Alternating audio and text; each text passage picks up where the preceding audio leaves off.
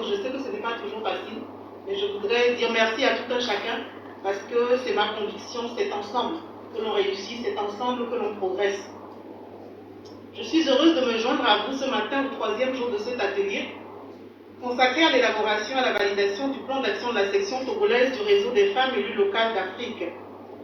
Cette rencontre est en effet une expression de la ferme volonté de la fêtière des communes du Togo de doter les différentes structures d'outils performants pour permettre une action concrète et des résultats tangibles sur les questions qui sont confiées à notre attention.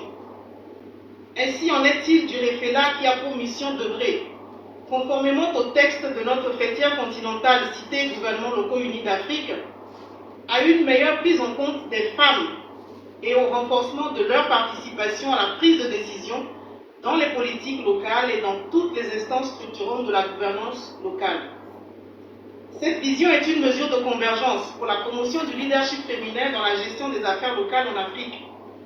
C'est dans cet ordre d'idées que nous nous sommes retrouvés au début du mois de mars à Atakpamé pour échanger sur les vertus d'une implication accrue des femmes dans la gouvernance locale, puis avons procédé à l'élection du bureau du REFELA section Togo.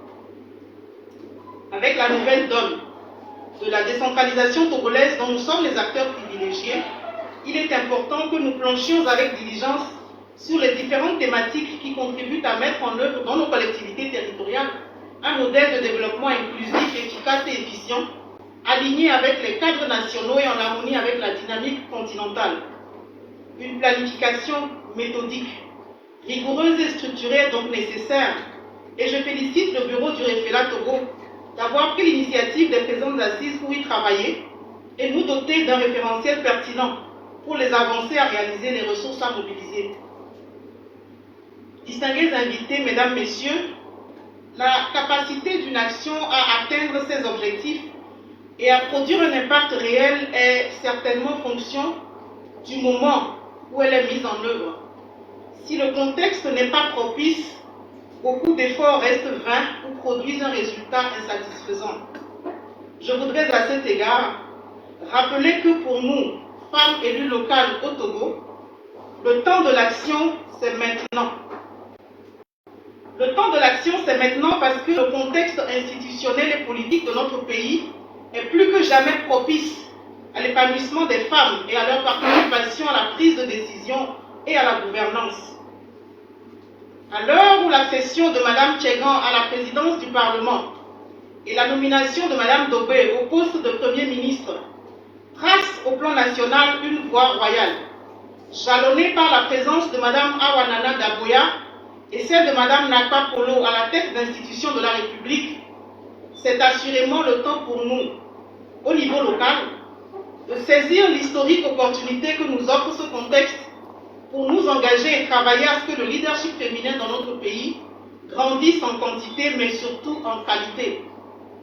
Qu'il me soit permis à ce stade de rendre hommage au chef de l'État, son Excellence Faure Nanyasingbe, pour sa vision et pour les progrès historiques qu'il a ainsi permis à la femme togolaise de réaliser dans le sens de sa pleine participation à tous les segments de la vie nationale. Je voudrais, en parlant à votre nom à tous et à toutes, réitérer notre gratitude à son Excellence Monsieur le Président de la République et l'assurer de notre engagement résolu à œuvrer pour continuer de mériter cette confiance qu'il a placée dans les aptitudes, la compétence et les mérites de la femme togolaise. Je sais que le plan d'action du REFELA est conçu pour réaliser un saut qualitatif du leadership féminin et permettre une évolution des consciences fondée sur des exemples, des modèles, des sources d'inspiration. Je suis rassurée que sa mise en œuvre ne manquera pas de produire les résultats escomptés. C'est pour nous un chantier d'importance, car il en va de notre capacité à impulser le développement de nos territoires avec la contribution de tous, tout en veillant à ce que la relève soit correctement préparée. C'est pourquoi je tiens à remercier sincèrement les partenaires techniques et financiers qui ont compris cet enjeu et acceptent de nous accompagner, notamment le programme décentralisation et gouvernance locale PRODEGOL, mandaté par le ministère fédéral allemand de la coopération économique, cofinancé par l'Union européenne et mis en œuvre par la GIZ. distingués invités, mesdames, messieurs, après plus d'une année de lutte contre la pandémie de la COVID-19, nous, élus locaux, devons maintenir un engagement inaltéré pour la promotion des bonnes pratiques, à savoir le respect strict des mesures barrières et l'observation scrupuleuse de toutes les dispositions prises par le gouvernement. C'est aussi cela, le leadership féminin, car nous avons besoin dans nos communes d'administrer en bonne santé. C'est sur cette exhortation que je vais clore mon propos en réitérant le vœu que cet atelier produise bien tous les résultats qui en sont attendus. Je vous remercie. Nous disons merci à Madame la Présidente de la Fêtière des communautés Togo. Nous sommes arrivés à la fin du discours. Tout à l'heure, nous allons suivre une pause café et nous reviendrons pour les activités au niveau de la salle et parallèlement aussi à la réunion du bureau au niveau de la petite salle. Tout à l'heure.